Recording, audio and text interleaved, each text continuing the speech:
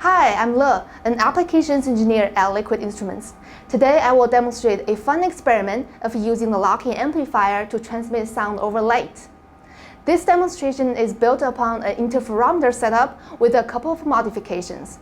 We use an iPod to send an audio signal to Moku Pro and intensity-modulate an optical interference beat note.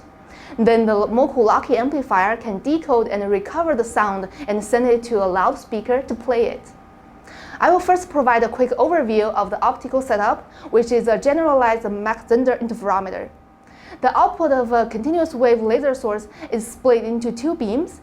Path 1 passes through an acousto-optical modulator, and the AOM applies a frequency shift to the diffracted output beam. Moku provides the RF drive signal to the AOM driver. On the other hand, path 2 travels through a polarization controller, which alters the polarization state of the light.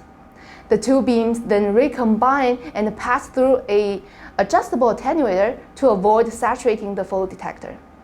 The photodetector captures the optical intensity of the beam note with its output routed to the input of Moku.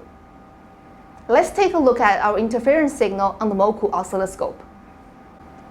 Then we have an iPod providing an audio signal for the AOM driver so that the 80 MHz beat note will be amplitude modulated according to the sound intensity. A 14 dB gain and a 700 mV DC offset is applied to the sound signal via digital filter box. The modulated interference beat note is directed to lock-in amplifier in multi-instrument mode for audio signal extraction. The output from lock-in amplifier is sent to the powered loudspeaker. To put it simply, we're going to leverage the beat note as a carrier wave to transmit sound. Here's our demodulated sound signal visualized on the lock-in amplifier's embedded oscilloscope. If we enable the lock-in output, now we can hear the music.